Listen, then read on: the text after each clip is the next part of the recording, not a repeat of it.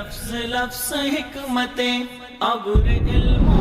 کہیں سے برستی بارشیں شرع کے امور سے دین کے شعور سے اللہ لا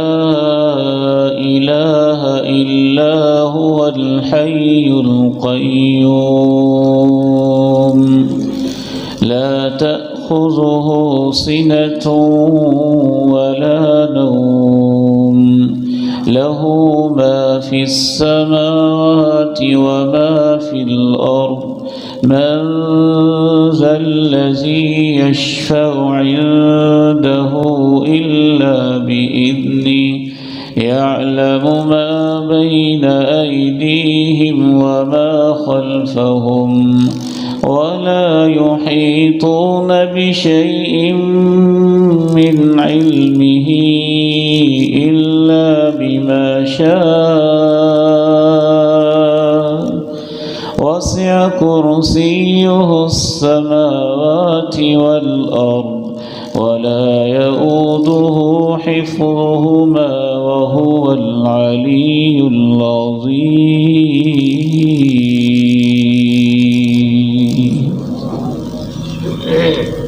ما من موضع 4 أصبع إلا وفيه ملك ساجد لله عز وجل. آپ فرماتے ہیں کہ 4 انگلیوں کے برابر بھی آسمان میں کوئی جگہ خالی نہیں ہے، چپے چپے پہ کسی نہ کسی فرشتے نے اللہ کو سجدہ کیا ہو. جتنی یہ کائنات کرسی کے مقابلے میں چھوٹی ہے، اتنی ہی کرسی اس کے بعد رب عظیم کا عرش عظیم ہے،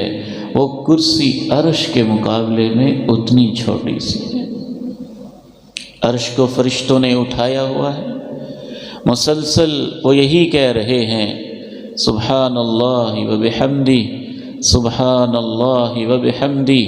اللہ پاک ہے، تعریفیں بھی اس کی ہیں. کبھی کہتے ہیں سبحانک ما اعظم شانک، اے اللہ تو پاک ہے، تیری شان کے کیا کہنے ہیں، تیری عظمت کے کیا کہنے ہیں، تیرے جلال کے کیا کہنے ہیں. اللہ کے پیارے نبی علیہ الصلاۃ والسلام ارشاد فرماتے ہیں مجھے اللہ نے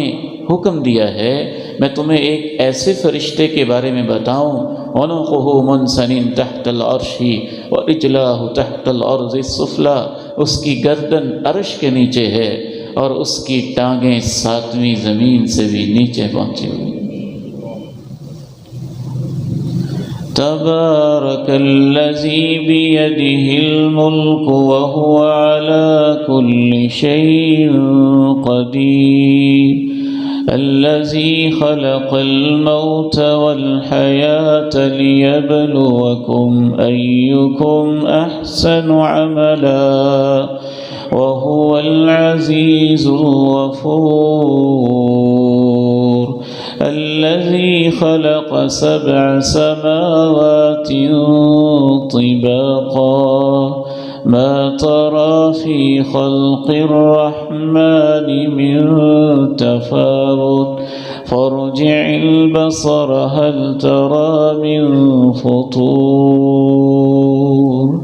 ثم ارجع البصر كرتين ينقلب إليك البصر خاسئا وهو حسير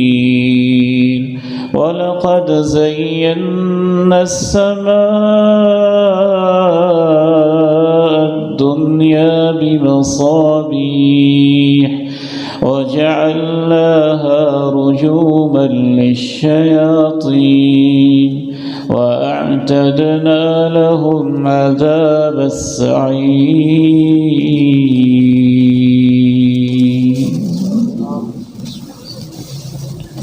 کیسے اس نے آسمانوں کو کھڑا کیا بغیر امد ترونها. اللہ کہتے تمہیں اس کے اندر کوئی ستون نظر نہیں آئے گا، یہ بلندیاں نہ ختم ہونے والیاں، پھر اس کے اندر سورج، اس میں چاند، پھر ستارے. ایک ایک ستارے کو رب کریم نے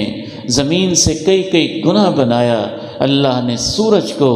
زمین سے کتنے گنا بڑا بنا دیا اور سب سے بڑا ستارہ جو اس وقت دنیا نے دریافت کیا، اللہ نے اسے سورج سے بھی 90 کروڑ گنا بنا دیا۔ رب کریم کے بارے میں امام ابن الجوزی، امام ابن قیم رحمہ اللہ نے بڑی خوبصورت بات کہی۔ کہتے ہیں انسان کو چاہیے کہ اپنے چشم تصور سے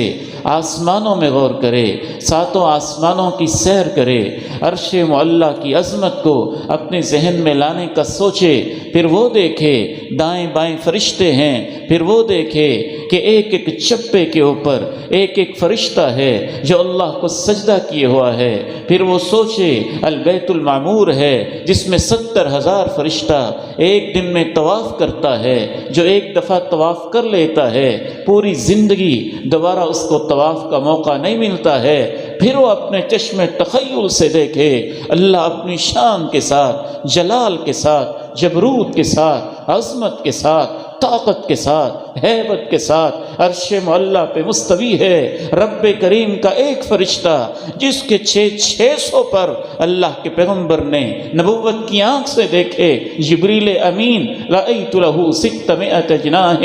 ما بین جناحین کما بین السماء والارض تعلق بہ الدر۔ آپ ارشاد فرماتے ہیں میں نے جبریل کو اصلی صورت میں دیکھا، 600 پر تھے، ایک پر سے دوسرے پر کا فاصلہ اتنا جیسے زمین آسمان کا فاصلہ ہوتا ہے۔ اس کے پروں کے اوپر موتی ہیرے کی طرح چیزیں لٹک رہی تھیں، وہ چمک رہا تھا۔ اللہ جب اس کو کہتے ہیں اے جبریل میری بات سن لے، اللہ کا جلال ایسا ہوتا ہے، کلام میں روب ایسا ہوتا ہے۔ آپ فرماتے ہیں وہ 600 پروں والا جبریل جس کے پر 600 آسمانوں کے برابر ہو سکتے ہیں، وہ بکھرتے بکھرتے پرانی بوری کے ٹکڑوں کی طرح ہو جاتا ہے۔ اللہ کی جلال کے ساتھ، اللہ کی عظمت کے سامنے، اللہ کی شان کے سامنے، اللہ کے مقام کے سامنے۔ امام ابن قیم رحمہ اللہ فرماتے ہیں اگر انسان اللہ کی عظمت کو سمجھنا چاہتا ہے، اللہ کی شان سمجھنا چاہتا ہے، تو آسمانوں میں غور کرے، ستاروں میں غور کرے، چاند میں غور کرے، سورج میں غور کرے، ان کے آنے جانے میں غور کرے۔ اللہ کے قرآن نے بھی یہی کہا نا، ان فی خلق السماوات والارض واختلاف اللیل والنہار لآیات لأولی الالباب الذین یذکرون اللہ قیاما وقعودا وعلی جنوبہم ویتفکرون فی خلق السماوات والارض ربنا ما خلقت هذا باطلا سبحانک فقنا عذاب النار۔ آسمانوں سے نیچے آئے، پھر زمین پہ غور کرے، اللہ نے اس کی تہیں کیسے بنائیں، اس کی پرتیں کیسے بنائیں، اس کی کور کیسے بنائی، اس کو 7 طبقات کے اندر تقسیم کیسے کیا۔ سائنس ہمیں تھوڑے سے ہلکی سی جھلکیاں دکھاتی ہے۔ ایک طے ہے جسے اللہ نے 2000 کلومیٹر بنایا جس کو ہم چھلکا سا سمجھتے ہیں،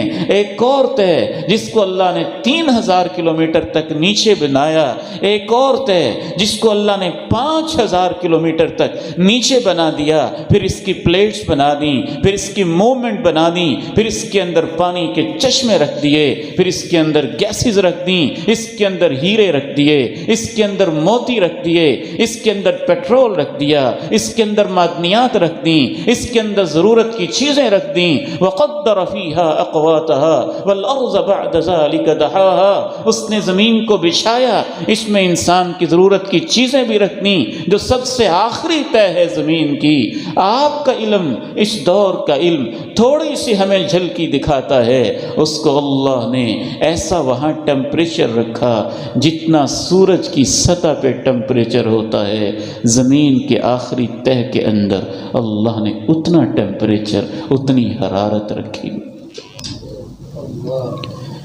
کہیں پہاڑ بنائے، اس کی بلندیاں بنائیں، اس کی چوٹیاں بنائیں،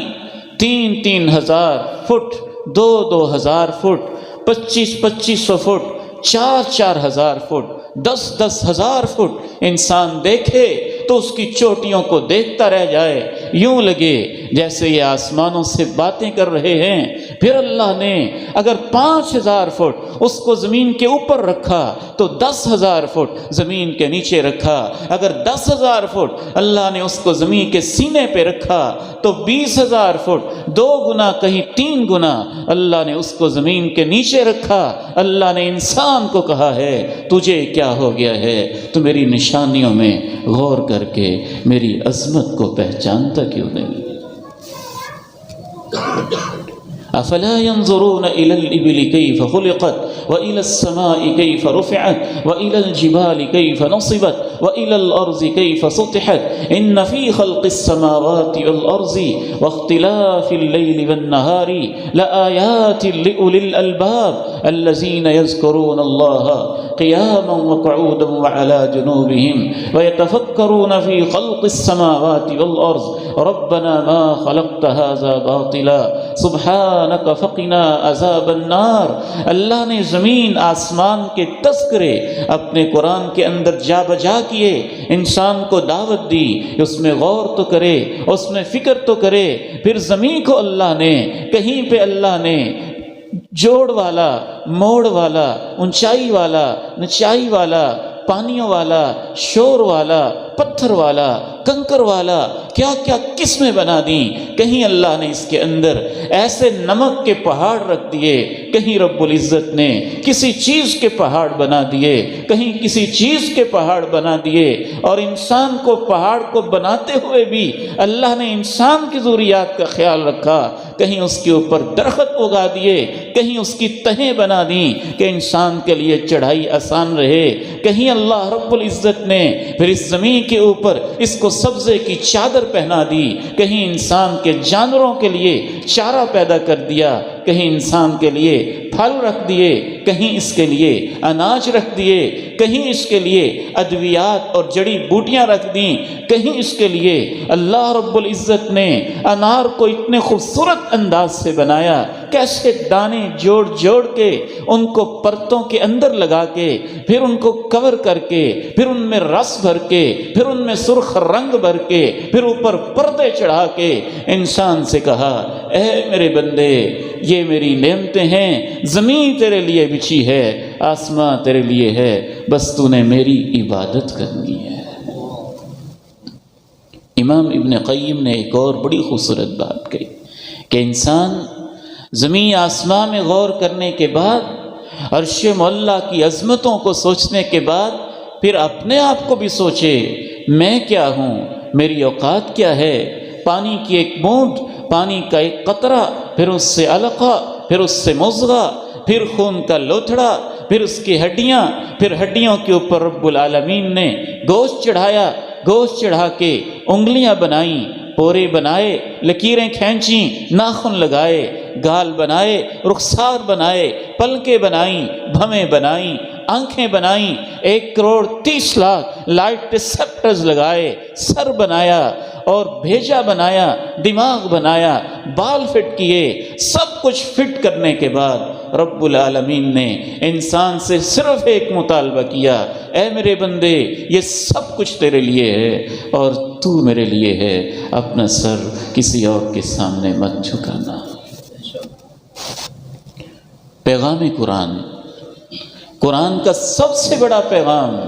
اللہ کے جلال کو سمجھنا، اللہ کی شان کو سمجھنا، اللہ کی عظمت کو سمجھنا، اللہ کی کبریائی کو سمجھنا، اپنی کمزوریوں کو سمجھنا، اور پھر یہ سمجھ جانا کہ اس کے بغیر میں کیا ہوں، میری اوقات ہی کیا ہے۔ پھر صدق کے دل سے لا الہ الا اللہ پکار دینا، یہی قرآن مجید کا سب سے بڑا پیغام ہے، سب سے بڑا عہد ہے۔ لا الہ الا اللہ میں یہی مفہوم پایا جاتا ہے کہ اللہ اس کائنات کو اگر پیدا کرنے والا ہے تو تیرے سوا کوئی نہیں ہے، اس کا کوئی مالک ہے تو تیرے سوا کوئی نہیں ہے، جس کو پا کے سکون ملتا ہے وہ تیرے سوا کوئی نہیں ہے، جس کے سامنے پیشانیاں ٹیکی جائیں وہ تیرے سوا کوئی نہیں ہے، جس کے نام زندگیاں قربان کی جائیں وہ تیرے سوا کوئی نہیں ہے، جس کے سامنے پیشانیاں ٹیکی جائیں وہ تیرے سوا کوئی نہیں ہے، جس کے سامنے ناک سے لکیریں کھینچی جائیں وہ تیرے سوا کوئی نہیں ہے جس کو پا کے انسان ماں سے زیادہ محبت اور ماں کی گود سے زیادہ سکون محسوس کرے۔ لا الہ الا اللہ، اے اللہ وہ تیرے سوا کوئی نہیں۔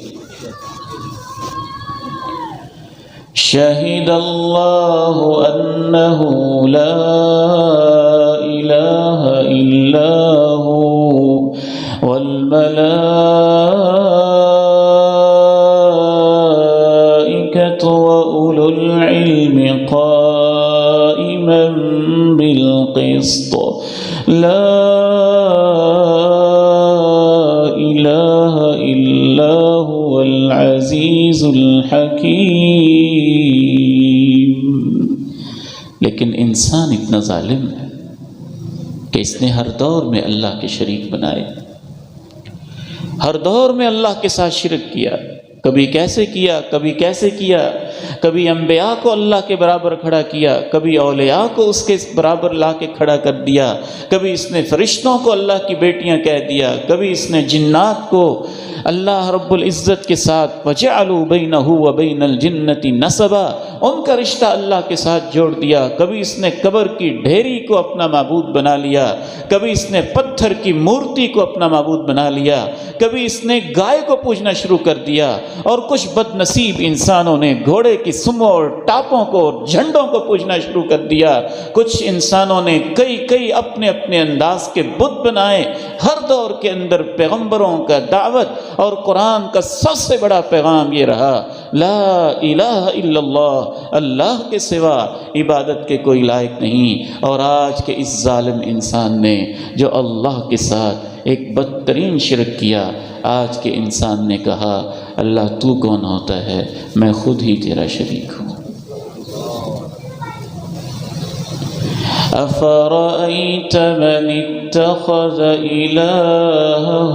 هواه وأضله الله على علم وختم على سمعه وقلبه وجعل على بصره غشاوة فمن يهديه من بعد الله أفلا تذكرون۔ اے میرے محبوب پیغمبر صلی اللہ علیہ وسلم، کتنا قابل تعجب ہے اس انسان کا رویہ جو یہ کہتا ہے کہ میرا معبود میرا اپنا نفس ہے، میرا معبود میرے اپنے نظریات ہیں، میرا معبود میری اپنی خواہشیں ہیں۔ اللہ نے بھی اس کو پکڑا نہیں ہے۔ اگر اللہ چاہتا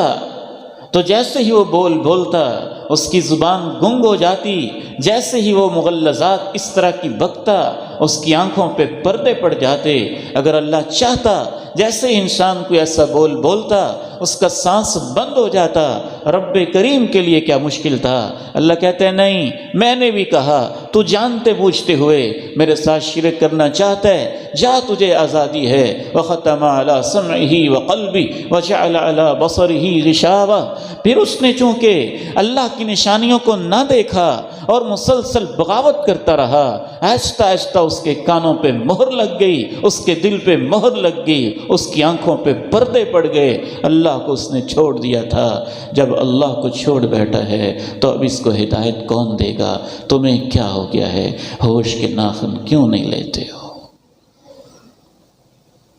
آپ سوچ رہے ہوں گے کیا ایسے بھی کوئی انسان کہتا ہے؟ شرک کی باقی قسمیں تو سنی تھیں، کوئی بندہ یہ بھی کہتا ہے کہ میں خود اللہ کا شریک ہوں؟ ہاں کہتا ہے، صرف یہی نہیں کہتا، انسان تو اتنا ظالم ہے یہ شرک کے اس لیول پہ بھی پہنچ جاتا ہے کہ یہ بعض دفعہ یہ بھی کہتا ہے اللہ تو ہے ہی نہیں، میں خود ہی اللہ ہوں۔ اذهب إلى فرعون إنه طغى فقل هل لك إلى أن تزكى وأهديك إلى ربك فتخشى فأراه الآية الكبرى فكذب وعصى فكذب وعصى ثم أدبر وتولى فحشر فنادى۔ فرعون کے بارے میں اللہ رب العزت نے کہا کہ میں نے موسیٰ سے کہا جاؤ فرعون کے پاس، وہ اپنی حدوں کو کراس کر رہا ہے، وہ اس کو جا کے سمجھاؤ، کہو میرے پاس ایک پروگرام ہے، اگر تم اس کو مان لو تمہاری سلطنت کہیں نہیں جائے گی، الا ان تزکا، تمہارے کردار میں بلندی ہوگی، اللہ تمہیں مزید عظمتیں دے گا، شانیں دے گا، تم بڑھو گے، نشو و نما پاؤ گے۔ لیکن اس نے کہا میں تمہیں نہیں مانوں گا۔ نہ صرف یہ کہ اس نے ایسے کہا کہ میں تمہیں نہیں مانوں گا، اس نے کہا تو جھوٹا ہے، اس نے پیٹھ پھیر لی، اور اس نے تو یہاں تک بغاوت کی کہ اس نے کہا کون ہوتا ہے رب اور کون ہوتا ہے اس کا پیغمبر، میں تو خود ہی رب ہوں۔ سابقہ دور کے انسان نے یہ کیا۔ فَكَذَّبَ وَعَصَى ثُمَّ أَدْبَرَ يَسْعَى فَحَشَرَ فَنَادَى فَقَالَ أَنَا رَبُّكُمُ الْأَعْلَى فَقَالَ أَنَا رَبُّكُمُ الْأَعْلَى فَقَالَ أَنَا رَبُّكُمُ الْأَعْلَى۔ اس نے پیٹھ پھیری، اپنی رعایا کو اکٹھا کیا، وزیروں کو، بڑوں کو، مشیروں کو، درباریوں کو، اور صرف یہی نہیں کہ ایک دفعہ کہو، اعلان کروائے یہ موسیٰ کون ہے، میری ربوبیت کو چیلنج کرنے والا، تم سب اکٹھے ہو جاؤ، اور اعلان کروا کے اس نے کہا انا ربکم الاعلی، تمہارا سب سے اونچا اگر کوئی رب ہے تو میں خود ہوں۔ قارون نے کیا کہا تھا؟ انما اوتیتہ علی علم عندی، میرے پاس علم ہے، میری اپنی خزانے ہیں، میری اپنی صلاحیتیں ہیں۔ نمرود نے کیا کہا تھا؟ رب کون ہوتا ہے ابراہیم، کس کی بات کرتے ہو؟ انا احیی و امیت، میں زندگی دیتا ہوں، میں موت دیتا ہوں، سب اختیارات میرے پاس ہیں۔ اصحاب کہف کا جہاں واقعہ مذکور ہے، اللہ کے ان بندوں کا جن نوجوانوں نے وقت کے ظالموں اور فرعونوں کے سامنے کلمہ حق کہا تھا اور پھر غار کے اندر پناہ حاصل کی تھی، وہاں اللہ نے اس طرح کے ایک مشرک کا بھی تذکرہ کیا ہے جو اپنی جاگیر کی وجہ سے اور اپنے بغات کی وجہ سے کہتا تھا رب کیا ہوتا ہے، آخرت کیا ہوتی ہے، یہ سب کچھ میری اپنی محنت ہے۔ اللہ تعالیٰ نے اس ایتھیسٹ کا تذکرہ سورہ کہف میں کیا اور بڑے منفرد انداز میں کیا۔ اللہ رب العزت نے فرمایا وَدَخَلَ جَنَّتَهُ وَهُوَ ظَالِمٌ لِنَفْسِهِ قَالَ مَا أَظُنُّ أَن تَبِيدَ هَٰذِهِ أَبَدًا وَمَا أَظُنُّ السَّاعَةَ قَائِمَةً وَلَئِن رُّدِدتُّ إِلَىٰ رَبِّي لَأَجِدَنَّ خَيْرًا مِّنْهَا مُنقَلَبًا قَالَ لَهُ صَاحِبُهُ وَهُوَ يُحَاوِرُهُ أَكَفَرْتَ بِالَّذِي خَلَقَكَ مِن تُرَابٍ ثُمَّ مِن نُّطْفَةٍ ثُمَّ سَوَّاكَ رَجُلًا لَكِنَّ هُوَ اللَّهُ رَبِّي وَلَا أُشْرِكُ بِرَبِّي أَحَدًا۔ وہ ایک جاگیردار تھا، دو اس کو اللہ نے باغات دیے تھے اور دونوں ہی اتنے خوبصورت کہ دونوں باغوں سے وہ ایک وقت میں 3 قسم کی فصلیں اٹھاتا تھا۔ کنارے کنارے کے اوپر کھجوریں لگا رکھی تھیں اور بیچ بیچ میں اس نے انگور کی بیلیں لگائی ہوئی تھیں، اور درمیان میں کہیں کہیں اس نے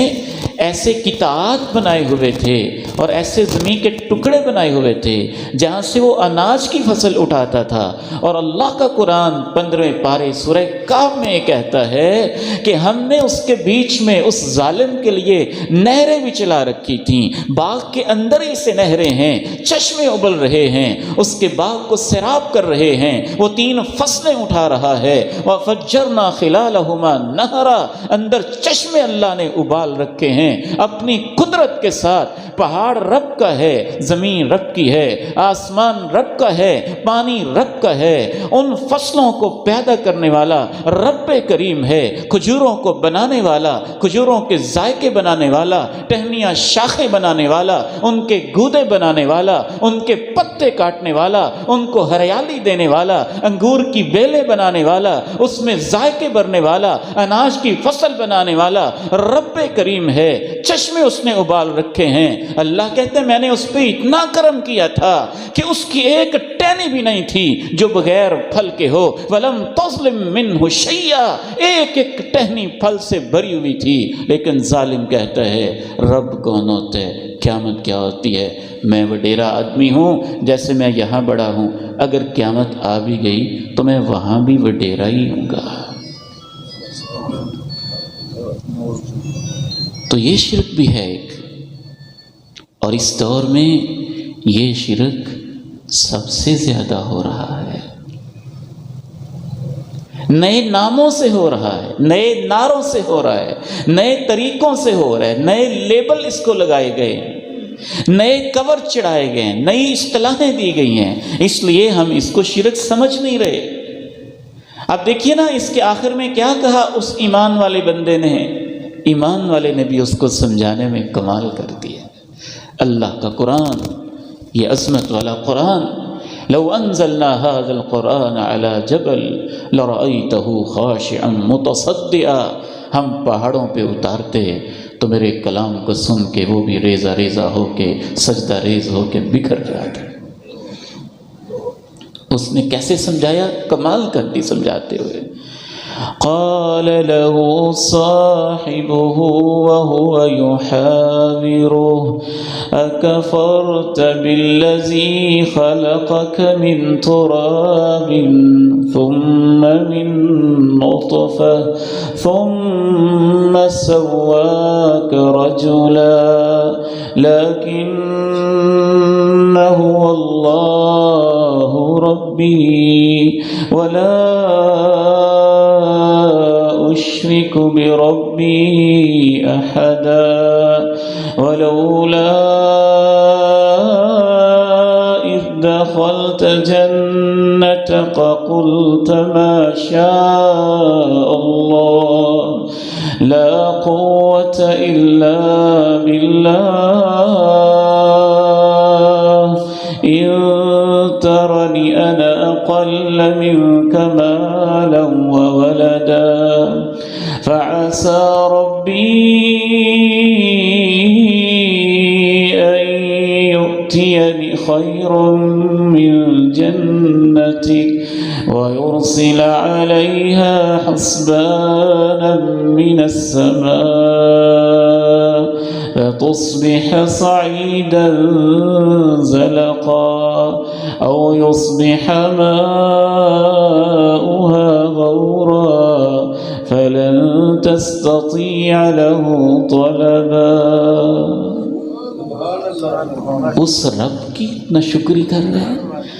جس نے تجھے مٹی سے پھر پانی کی بوند سے بنایا، پھر اس نے تجھے ایک ٹھیک ٹھاک آدمی بنا کے اس نے تجھے جوانیاں دے دیں۔ وہ میرا رب ہے، میں اس کے ساتھ یہ شرک نہیں کر سکتا۔ جب تو باغ میں داخل ہوا تو تجھے یہ نہیں کہنا چاہیے تھا کہ میرا سب کچھ ہے، تجھے یہ کہنا چاہیے تھا اللہ کی مرضیاں ہیں، میں اس کے ساتھ کسی کو شریک نہیں بناتا۔ اگر آج میں مال میں تجھ سے کم ہوں ایمان کے باوجود، کیا تو ڈرتا نہیں ہے اگر میرا رب تیرے اس باغ کو چاہے آسمانوں سے ہواؤں کے جھکڑ بھیج دے اور یہ سارا ملیا میٹ اور صاف ہو جائے، اگر میرا رب چاہے تو پانی کو گہرا کر دے، تجھے پانی کہیں سے نہیں ملے گا۔ ابھی وہ باتیں کر رہا تھا کہ اللہ نے ہواؤں کے جھکڑ بھیج کے اس کے باغ کو صاف چٹیل میدان ایسا بنایا کہ ساری کی ساری کھجوریں نیچے گری پڑی تھی۔ پھر اس نے یہ لفظ کہے، یا لیتنی لم اشرک بربی احدا، ہے کاش میں اپنے رب کے ساتھ شرک نہ کرتا۔ اس نے کون سا شرک کیا تھا؟ اس نے بت کو نہیں پوجا، قبر کو نہیں پوجا، اس نے یہی شرک کیا تھا کہ میں ہی سب کچھ کر رہا ہوں۔ رب کون ہوتا ہے؟ وہ کون ہوتا ہے؟ میں عرض کر رہا ہوں کہ اس شرک کی آج زیادہ سمجھنے کی ضرورت ہے، شرک کی باقی قسموں کو بھی سمجھنے کی ضرورت ہے، لیکن یہ شرک تو زمین کے چپے چپے پہ ہو رہا ہے۔ یہی وہ شرک جو فرعون نے کیا تھا، یہی وہ کفر جو فرعون نے کیا تھا، یہی وہ شرک جو نمرود نے کیا تھا، یہی وہ شرک جو اس باغ والے جگیردار نے کیا تھا، اور یہی وہ شرک جو قارون نے کیا تھا۔ یہ شرک آج بین الاقوامی اداروں کی چھتری کے نیچے منظم انداز میں ہو رہا ہے۔ جب انسان یہ کہتا ہے نا میں لبرل ہوں، تو یہی شرک کر رہا ہوتا ہے کہ رب کون ہوتا ہے مجھے حکم دینے والا؟ میں لبرل ہوں، میں آزاد ہوں، میری مرضی ہے۔ شرک نام اس کو لبرلزم کا دے دیا گیا۔ جب آج کا انسان یہ کہتا ہے کہ میں خود فیصلے کروں گا، میں خود قانون بناؤں گا، میں خود ٹرانسجینڈر ایکٹ پاس کروں گا، میں خود فیصلہ کروں گا، میں مرد ہوں یا عورت، رب کون ہوتا ہے فیصلہ کرنے والا؟ اس نے مجھے مردوں والے آزاد دیے تو اس نے میرے ساتھ زیادتی کی ہے۔ میں عورت بننا چاہتا ہوں، میں اپنے آئی ڈی کارڈ کے اندر جینڈر چینج کر سکتا ہوں۔ رب کون ہوتا ہے مجھے مرد بنانے والا؟ یہ ایک عورت کہتی ہے رب کون ہوتا ہے مجھے عورت بنانے والا؟ اس نے بے شک مجھے اعضاء عورتوں والے دے دیے، میں اس کو آپریٹ کروا سکتی ہوں، میں اس کی سرجری کروا سکتی ہوں، میں جینڈر چینج کر کے رب کو چیلنج کر کے کہوں گی تو نے مجھے عورت کیوں بنایا، میں مرد بننا چاہتی ہوں۔ یہ جدید دور کا شرک ہی ہو رہا ہوتا ہے۔ وہ ایک فرعون تھا، یہ سارے فرعون بنے بیٹھے۔ جب کراچی کی گلیوں میں چند حیا باختہ اور بے حیا عورتیں اس امت کے اور اس عظیم اور پاکیزہ ملک کے جو کلمہ طیبہ کے نام پہ بنا ہے، اس کے شہر کے اندر بینر اٹھا کے کہتی ہیں میرا جسم میری مرضی، تو آپ کا کیا خیال ہے وہ مشرک عورتیں نہیں ہوتی ہیں؟ اگر ان کا نظریہ یہ ہے کہ رب کون ہوتا ہے ہمارے اوپر پابندیاں لگانے والا، وہ کون ہوتا ہے زنا کو حرام کرنے والا، ہم چاہتی ہیں تو ہم کریں گی، میرا جسم میری مرضی، تو یہ شرک ہی ہوتا ہے۔ ہاں اگر انسان کے نفس کا غلبہ ہو جائے، شہوات کا غلبہ ہو جائے، وہ بے حیائی کر بیٹھے، لیکن وہ سمجھتا ہو کہ اللہ کا حکم تھا، مجھ سے غلطی ہوگی، معافیاں مانگتا ہو، وہ شرک نہیں کر رہا، وہ گناہ کر رہا ہے، وہ آنسو بہا رہے، وہ معافیاں مانگ رہے۔ اس کی معافیاں مانگنے سے تو امام ابن قیم رحمہ اللہ کہتے ہیں کہ گناہ کے بعد جب بندے کے سینے کے اندر ایک عاجزی پیدا ہوتی ہے، اس کی آنکھوں میں آنسو آتے ہیں، جب وہ دبا دبا سہما سہما ہوتا ہے، جب اس کی آواز میں آہیں اور سسکیاں ہوتی ہیں، تو اس معافی اور آنسو کی وجہ سے اللہ اس کو اتنا اونچا مقام دے کے اپنے قریب کرتا ہے کہ شاید اس سے گناہ نہ ہوا ہوتا تو اللہ کے اتنے قریب نہ ہوا ہوتا۔ اللہ تو اس کو اپنے پاس بلاتا ہے، لیکن یہ گناہ ہے، یہ نفس کا غلبہ ہے، یہ انسان کی کمزوری ہے۔ لیکن یہ کہنا کہ میری مرضی ہے میں کروں گا، یہ گناہ نہیں رہتا، یہ اللہ کے ساتھ شرک ہو جاتا ہے، وہی والا جو فرعون نے کیا تھا اور سورہ کہف میں جو ایک جگیردار نے کیا تھا اور جو قارون نے کیا تھا۔ البتہ اس کو چھپانے کے لیے آج کے انسان نام دے دیتے ہیں فریڈم، آج کا انسان نام دے دیتا ہے ہیومنزم، کہ ہم انسان ہیں، ہم خود فیصلے کریں گے۔ اللہ نے جو اس کی تردید کی ہے آخری 10 منٹ کے اندر، امید ہے اس دوران گھر سب تشریف لے آئیں گے، وہ بھی سن لیں کہ اللہ نے کتنے کمال انداز سے انسان کو سمجھایا ہے کہ میرے بندے تو آزاد کب سے ہو گیا ہے، تو بندہ ہے، بندہ ہے تو، عبدیت والا، اللہ کا غلام، اللہ کا ایک کمزور سا بندہ ہے تو، ضعیف ہے تو۔ اس کو یہ سمجھانے کے لیے نا اللہ نے بہت کچھ کہا۔ ایک بات تو اللہ نے یہ کہی ہے، وَضَرَبَ لَنَا مَثَلًا وَنَسِيَ خَلْقَهُ قَالَ مَن يُحْيِي الْعِظَامَ وَهِيَ رَمِيمٌ قُلْ يُحْيِيهَا الَّذِي أَنشَأَهَا أَوَّلَ مَرَّةٍ وَهُوَ بِكُلِّ خَلْقٍ عَلِيمٌ۔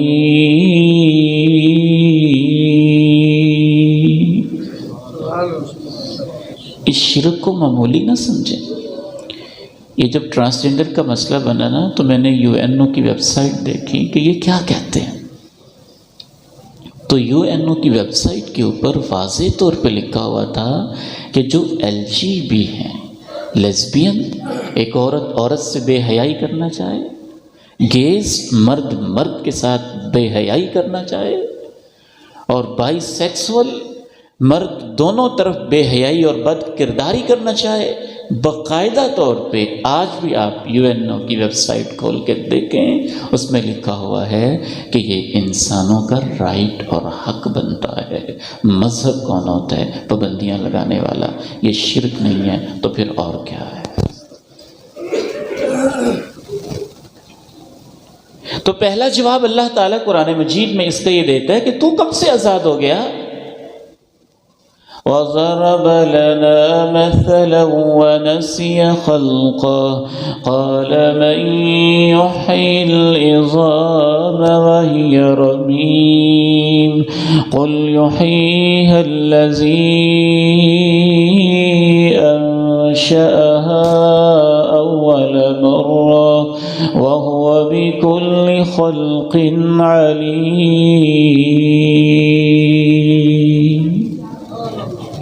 ایک مقام پہ اللہ شکوہ کرتے ہیں انسان سے، قُتِلَ الْإِنسَانُ مَا أَكْفَرَهُ مِنْ أَيِّ شَيْءٍ خَلَقَهُ مِنْ نُطْفَةٍ خَلَقَهُ فَقَدَّرَهُ ثُمَّ السَّبِيلَ يَسَّرَهُ ثُمَّ أَمَاتَهُ فَأَقْبَرَهُ ثُمَّ إِذَا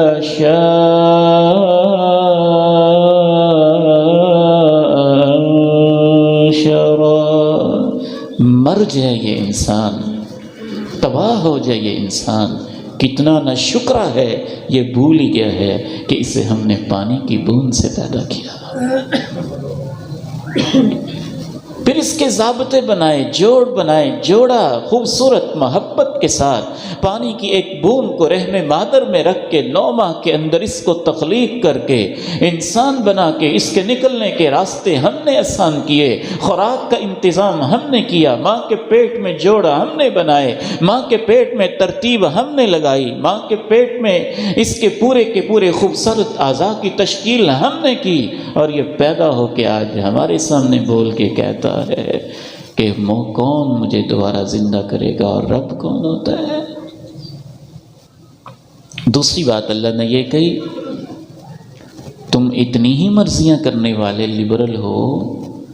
تم اتنے ہی فریڈم کے حامی ہو،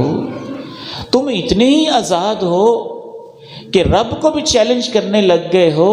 تو اچھا پھر ایک کام کرو نا، تم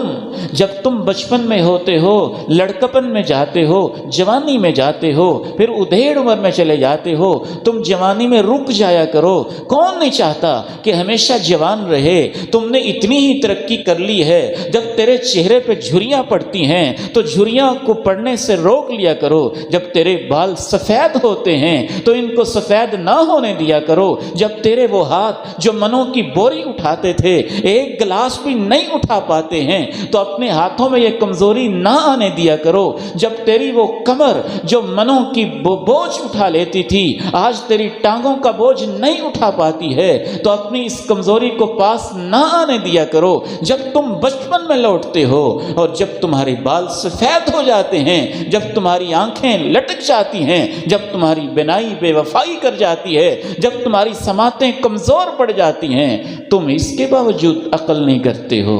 تم آزاد ہو کہ کسی کے غلام ہو۔ وَمَن نُعَمِّرْهُ نُنَكِّسْهُ فِي الْخَلْقِ أَفَلَا يَعْقِلُونَ۔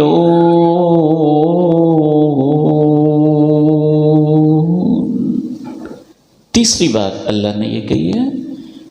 تم اتنے ہی لبرل ہو، تم اتنے آزاد ہو گئے ہو کہ رب کے اس قرآن کے سامنے بھی اپنے آپ کو آزاد سمجھتے ہو۔ اگر تمہارے اوپر کسی کا حکم نہیں چلتا ہے تو تم ایک کام کیا کرو نا، جب تمہاری ماں، جب تمہارا باپ، جب تمہاری بہن، جب تمہارا بیٹا، جب تمہاری بیٹی تمہاری آنکھوں کے سامنے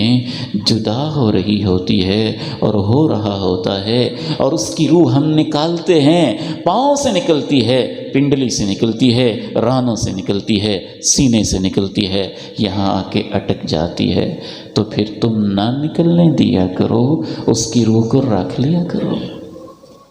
تم آزاد ہو نا۔ فلولا إذا بلغت الحلقوم وأنتم حينئذ تنظرون ونحن أقرب إليه منكم ولكن لا تبصرون فلولا إن كنتم غير مدينين ترجعونها إن كنتم صادقين۔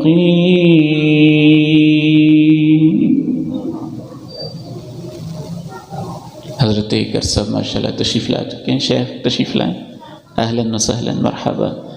اللہ ان کی زندگی میں بہت برکتیں عطا فرمائے۔ ان کی موجودگی میں آخری 2-3 منٹ میں بات کو سمیٹتا ہوں۔ یہ اللہ کا کلام ہے، یہ اللہ کا کلام ہے۔ معاشرے کا رشتہ اس کے ساتھ جوڑیں، تلاوت کی سطح پہ، ناظرہ کی سطح پہ، تلاوت کی سطح پہ، حفظ کی سطح پہ، تجوید کی سطح پہ، قرات کی سطح پہ، اور ان سب سے بڑھ کر اور ان کے بعد جو اصل مقصد ہے اس کے فہم کی سطح پہ، اس کو سمجھنا، اس کو سمجھنا، پھر اس پہ عمل کرنا، اپنی زندگیوں میں، سوسائٹی میں، معاشرے میں اس کو نافذ کرنا، پھر اس کی دعوت لے کے کھڑے ہو جانا۔ میں حیران ہوتا ہوں یہ امت جس کو اللہ نے یہ قرآن اور نور دیا ہے، یہ کیسے چھوٹی چھوٹی باتوں میں احمقوں کی طرح بھٹکتی پھر رہی ہے۔ بہت زیادہ خوشی اور بہت زیادہ سعادت اور انتہا درجہ کی مسرت کی بات ہے۔ بیٹوں کے حفظ کرنے کی بھی خوشی ہوتی ہے، لیکن مجھے یوں لگتا ہے جیسے بیٹیوں کے حفظ کرنے کی اور زیادہ خوشی ہوتی ہے۔ یہ بچیاں، ان کی معصومیت اور پھر ان کی نزاکت، ان کی کمزوری، اور اس کے باوجود اتنی محنت، کتاب اللہ کو اپنے سینے کے اندر محفوظ کرنا۔ یہ اللہ کا کلام ایسا ہے کہ جن سینوں میں چلا جاتا ہے اللہ ان سینوں کو بھی اپنے قرآن میں ذکر کر کے شان والا بنا دیتا ہے۔ اللہ نے کہا بل ہوا آیات بینات فی صدور الذین اوتوا العلم، یہ میری آیتیں علم والوں کے سینوں میں ہیں۔ اللہ نے ان کے سینوں کا تذکرہ کیا۔ اللہ تعالیٰ ان بیٹیوں کو بہت زیادہ عزتوں برکوں کو ساتھ نوازے، ان کے والدین کے لیے اللہ اس حفظ قرآن کو سعادت بنا دے۔